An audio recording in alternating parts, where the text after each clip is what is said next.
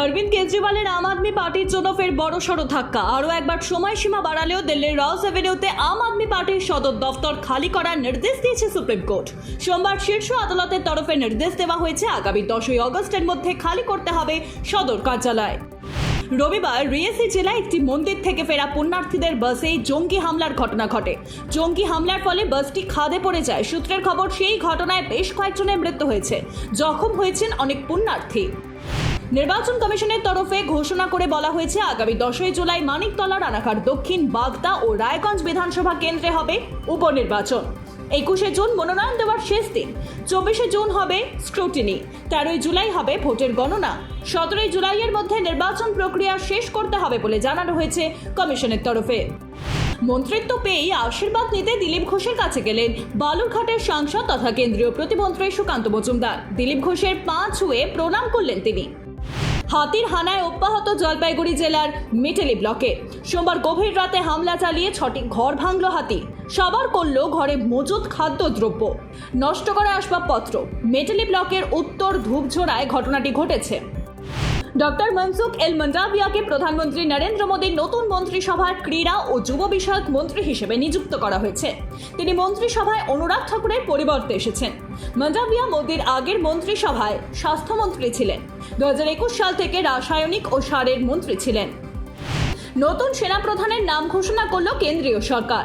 ভারতের পরবর্তী সেনাপ্রধান হচ্ছে লেফটেন্যান্ট জেনারেল উপেন্দ্র দ্বিবেদী। তিনি বর্তমানে সেনাপ্রধান জেনারেল মনোজ পাণ্ডের স্থলাভিষিক্ত হচ্ছেন।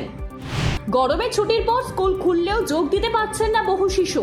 এই পরিস্থিতিতে স্কুলগুলিকে সময় বদলের পরামর্শ দিয়েছে শিক্ষা দপ্তর। বুধবার সব স্কুলগুলিতে নির্দেশিকা জারি করা হয়েছে। মঙ্গলবার গভীর রাতে উত্তরাখণ্ডের উত্তরকাশীর গঙ্গানানির কাছে একটি যাত্রীবাহী বাস নিয়ন্ত্রণ হারিয়ে দুর্ঘটনার শিকার হয়েছে। ঘটনায় 3 মহিলার মৃত্যু হয়েছে, আহত 14 জন।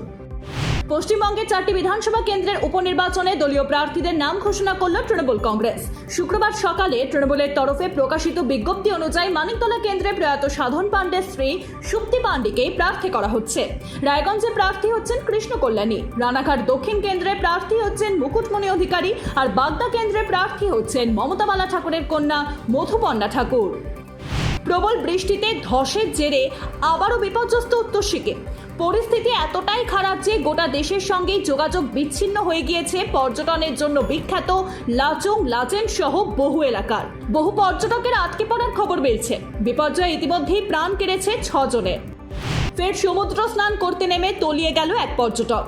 দীঘায় তলিয়ে গেল 15 বছরের এক স্কুল ছাত্র। মধ্যম গ্রামের বাসিন্দা ওই ছাত্র শুক্রবার সকালে স্নান করতে নেমেছিল সমুদ্রে। উত্তাল ঢেউয়ের সঙ্গে পাল্লা দিতে পারেনি সে। নিখোঁজ ছাত্রের নাম শুভজিৎ দে। তার সঙ্গে ছিল তার ভাইও, তবে তাকে উদ্ধার করা সম্ভব হয়েছে।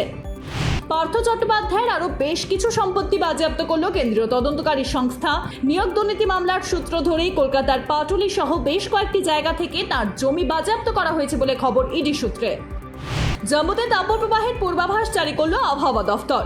একই সঙ্গে জানানো হয়েছে আগামী 6 থেকে 5 দিন শুষ্ক ও গরম থাকবে কাশ্মীর। তবে 19 থেকে 21শে জুন এই সময়কালে বিকেলের দিকে বিভিন্ন স্থানে হালকা বৃষ্টি হতে পারে। সেই সময় আকাশ থাকবে মেঘলা। আবহাওয়া দফতর জানিয়েছে আগামী 18ই জুন পর্যন্ত জম্মু ও কাশ্মীরে আবহাওয়া থাকবে মূলত শুষ্ক, আবার কোথাও কোথাও বিক্ষিপ্তভাবে হালকা বৃষ্টির সম্ভাবনাও উড়িয়ে দেওয়া যাচ্ছে না।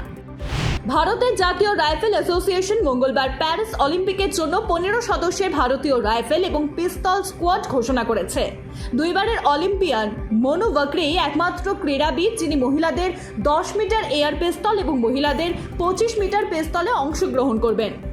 অলিম্পিক্সের এই দলটিতে 8টি রাইফেল এবং 7টি পিস্তল শুটার রয়েছে।